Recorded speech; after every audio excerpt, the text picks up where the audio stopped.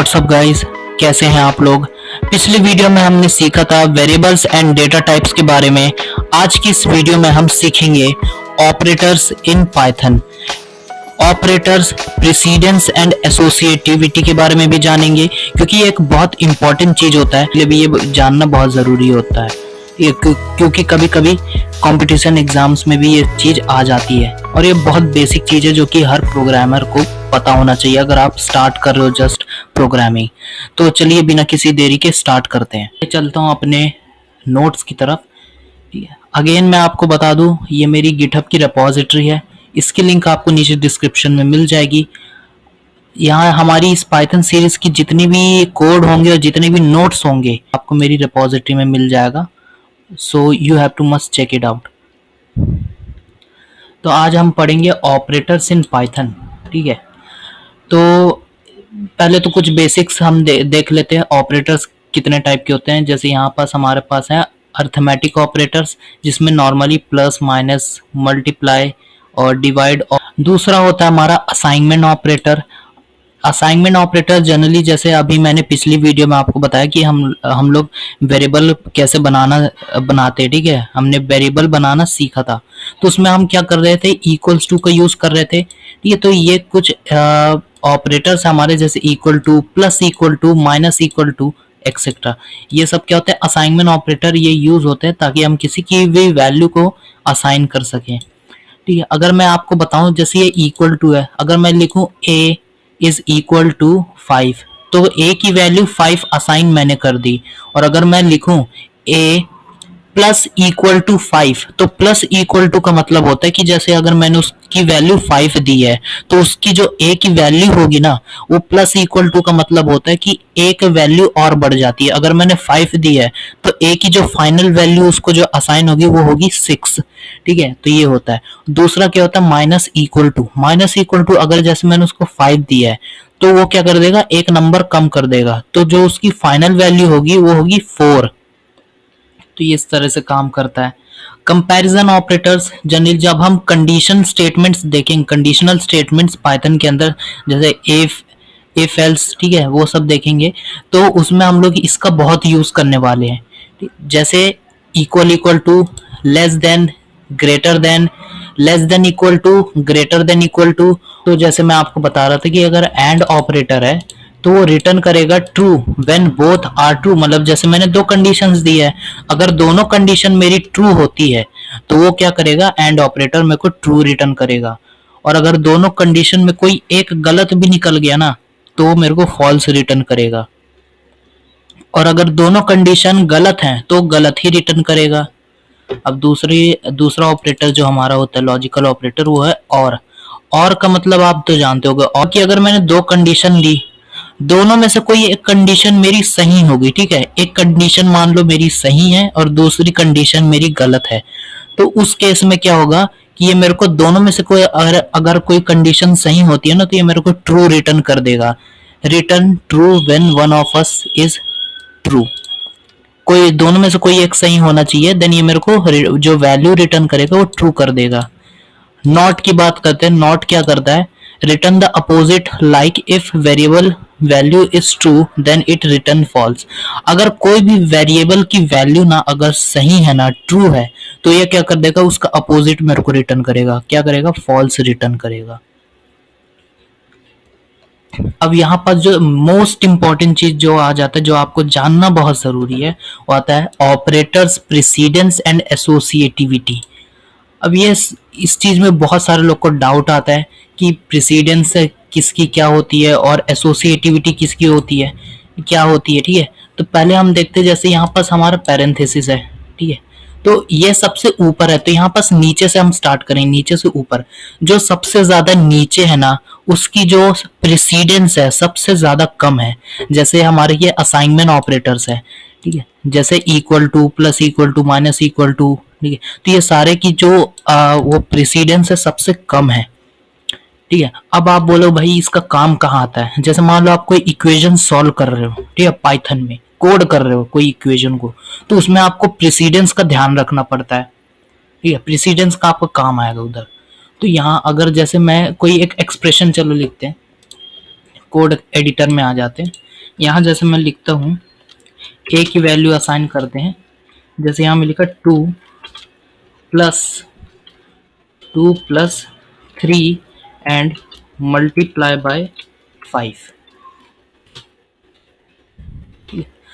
यहाँ आप मेरे को बताओ कि सबसे पहले क्या होगा। या तो यहाँ पास एक ऐसा भी हो सकता है कि 2 + 3 हो जाए, देन हम 5 से मल्टीप्लाई करेंगे, या ऐसा हो सकता है कि 3 पहले 5 से मल्टीप्लाई हो जाए देन प्लस करें। तो इस कंडीशन में इस एक्सप्रेशन का एग्जैक्ट रिजल्ट पता लगाने के लिए हम क्या करेंगे, हम जाएंगे प्रेसिडेंस की तरफ। अगर यहाँ हम अपने इसमें टेबल में यहाँ आते हैं तो यहाँ पास आप देखोगे कि पहले हमारे पास प्रेसिडेंस, अगर अकॉर्डिंग टू प्रेसिडेंस देखें तो जो स्टार है यानी हमारा जो मल्टीप्लाई है वो सबसे ऊपर है, ठीक है, और जो प्लस है माइनस है हमारा क्या है उससे नीचे है। तो सबसे ज्यादा प्रेसिडेंस किसकी हुई, मल्टीप्लाई साइन की, यानी ये स्टार की हुई, ठीक है। तो ये क्या होगा, पहले चीज क्या होगा, एग्जीक्यूट ये होगा, देन उसके बाद ये एग्जीक्यूट होगा। अगर इसका रिजल्ट अगर हम अभी देखें 2 + 3 × 5, तो अगर हम इसको मल्टीप्लाई करेंगे तो ये हो जाएगा 15, और 15 + 2 हो जाएगा 17। और अगर अब मैं इसको प्रिंट करूंगा तो देखना इसका रिजल्ट जो आएगा वो आएगा 17 आना चाहिए मेरे हिसाब से। तो देखो यहाँ 17 आ गया, ठीक है। तो ये होता है प्रेसिडेंस, और ऐसी बहुत सारी चीजें। अब मैं आपको एक और कंडीशन बताता हूँ प्रेसिडेंस की। मान लो यहाँ एक नया वेरिएबल बनाता हूँ। मान लो अगर आपके पास एक ऐसा कंडीशन हो जैसे 4 multiply by 5 multiply by 6 and divided by 7। अब इसमें बताओ आप इस एक्सप्रेशन को किस तरीके से इसकी रिजल्ट आप फाइंड आउट करके बताओ, ठीक है। अब पहले चलते इसकी प्रेसिडेंस चेक करेंगे, ठीक है। क्या हमने लगाया, यहाँ पास क्या लगाया है, हमने लगाया है स्टार, मतलब मल्टीप्लाई किया है, फिर उसके बाद डिवाइड लगाया है, ठीक है। तो हम इसकी प्रेसिडेंस चेक करते हैं। तो यहाँ आपको देखने को मिलेगा कि जो मल्टीप्लिकेशन है और डिवीजन है वो तो एक ही प्रेसिडेंस है, दोनों का प्रेसिडेंस सेम है। तो अब बोलोगे इस कंडीशन में हम क्या करेंगे, तो यहाँ पास फिर आपका आ जाता है एसोसिएटिविटी। अब इसकी एसोसिएटिविटी, जब अगर किसी भी एक्सप्रेशन का प्रेसिडेंस सेम होता है तो आपको उसकी एसोसिएटिविटी को चेक करना पड़ता है। अब इसकी एसोसिएटिविटी अगर हम देखेंगे तो यहाँ में क्या देखने को मिल रहा है, left to right. Left to right मतलब कि अगर जो हमारा एक्सप्रेशन है उसको हम किस तरीके से कैलकुलेट करेंगे, फ्रॉम लेफ्ट टू राइट। तो अगर इसको अगर हम कैलकुलेट करने की कोशिश करें तो ये आ जाएगा 5 मल्टीप्लाई बाय 6 30, और 30 डिवाइडेड बाई 7। तो अगर देखा जाए तो 30 डिवाइडेड बाय 7, तो ये कितना आ गया, 4 पॉइंट समथिंग, 4.28 समथिंग कुछ आया, ठीक है। तो ये इसकी वैल्यू आ गई। अब देखना यही एग्जैक्ट वैल्यू जब मैं इसको प्रिंट कराऊंगा तो मेरे को दिखेगा। देखो जो हमने अभी कैलकुलेट किया था कैलकुलेटर में, है ना, ये रहा हमारा कैलकुलेटर। देखो दोनों की सेम वैल्यू आ रही है, ठीक है, 4.285714, है ना, ऐसे ही यहाँ पास भी आ रहा था। तो इस तरीके से आई होप आप लोग समझ गए होंगे।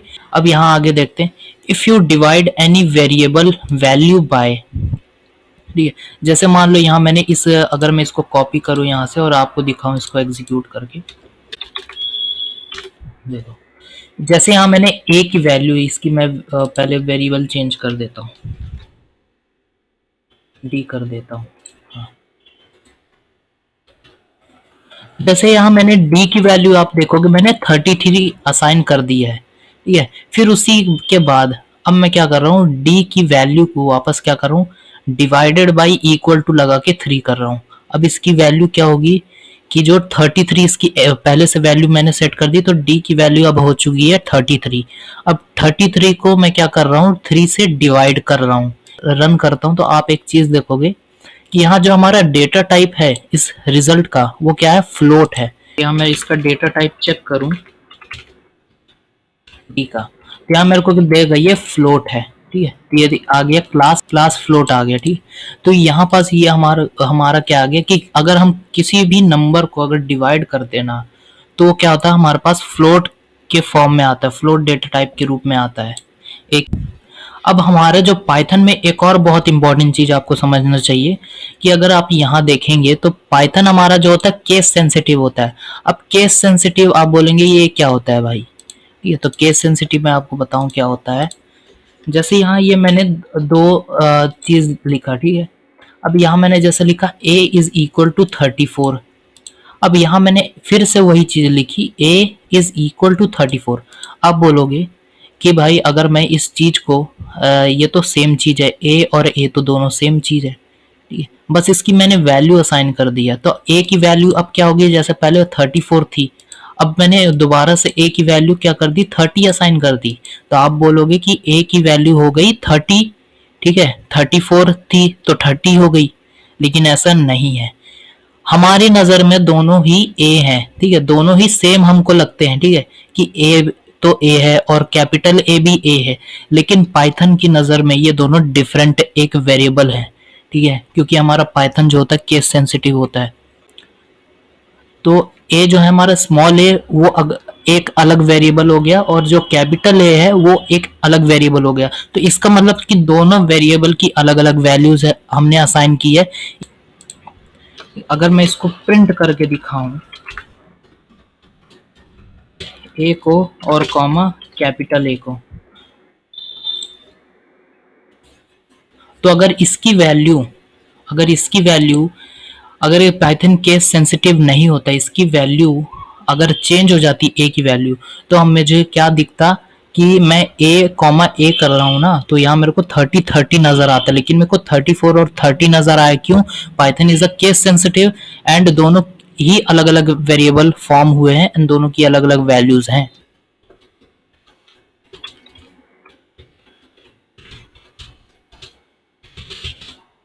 Python is a case sensitive Python क्या होता है, हमारा केस सेंसिटिव होता है। आई होप आपको सारी चीजें मैंने जो एक एक डिटेल में बताई, आपको सारी की सारी चीजें समझ आई होगी। तो टिल देन बाय।